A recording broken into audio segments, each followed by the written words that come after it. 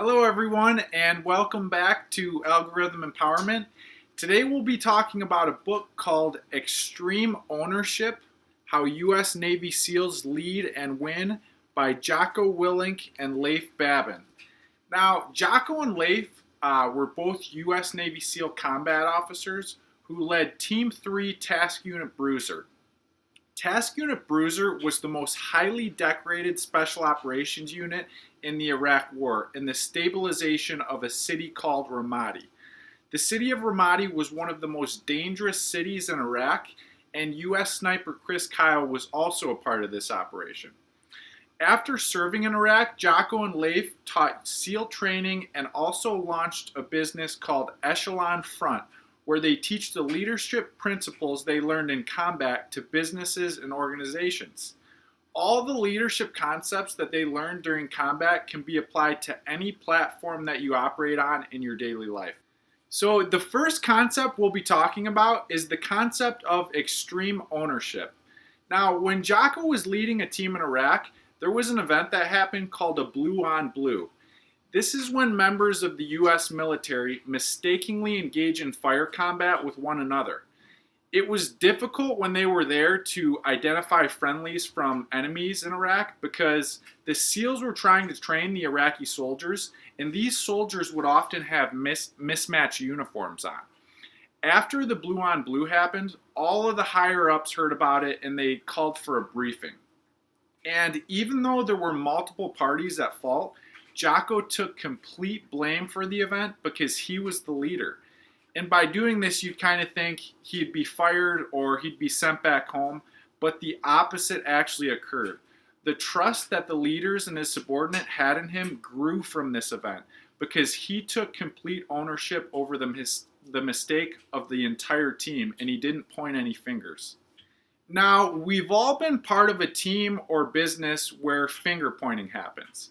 The thing of it is, when groups get caught up in finger pointing, it sidetracks from the actual goal that we collectively want to achieve. If a leader points the finger, all of the other team members do the same thing. All that matters on successful teams is the goal. Therefore, as a leader, it's imperative that you consciously take full responsibility for all failures because it sets the tone for the entire team.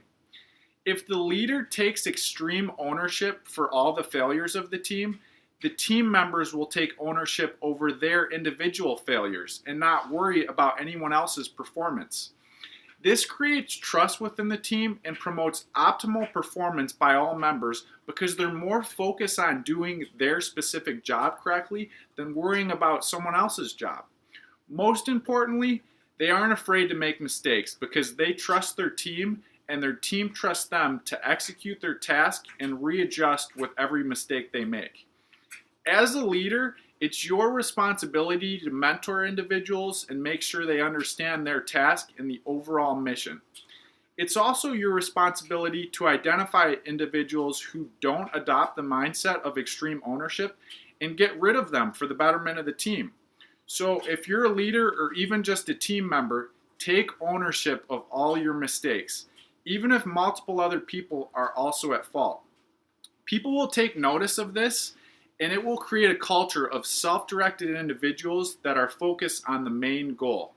In the book, they say extreme ownership is the number one characteristic of any high-performance winning team. This includes any military unit, organization, sports team, or business team in any industry. So the second and last concept we'll be talking about today is the concept of decentralized command. Once you establish trust within your team by adopting and implementing the mindset of extreme ownership, by the very nature of the practice, other leaders are born. When you're a part of a group, if you're a leader, it's important to focus on the larger picture instead of micromanaging people and tasks that can be dealt with by other leaders. Through the process of mentoring subordinates and coaching them in everything they need to know in order to succeed at their given task, the practice of decentralized command begins. This allows the primary leader to focus on the bigger picture and the subordinate leaders to focus on their specific task when doing their work. If you have 100 employees in your business, it's impossible to directly lead all of them. The best thing about decentralized command and the birth of multiple leaders within a team is that it elevates the performance and the standards of the team as a whole. From subordinates getting better, the entire team gets better. Effective leaders who implement decentralized command don't strive to have power over their subordinates. They strive to awaken the power within them so that they can also become competent leaders themselves. Now, we've really resonated with the concepts from this book, and we've implemented them in our algorithm empowerment team. My primary task is to produce videos and recruit individuals to present videos on books that have been meaningful to them and that they've implemented in their own life. The other team leaders do different things like marketing and design. If I were to try and control the other leaders on marketing and design, it would be a waste of time because I don't know squat about marketing or design. I honestly don't know anything about producing videos either. I'm surprised after I pitched the idea to them that they hopped on board and they're allowing me to do anything. But I'm really happy that they are. And the one thing that I do know is that we wanted to create a platform where the tools we've utilized from different books could be shared with other people. That's it.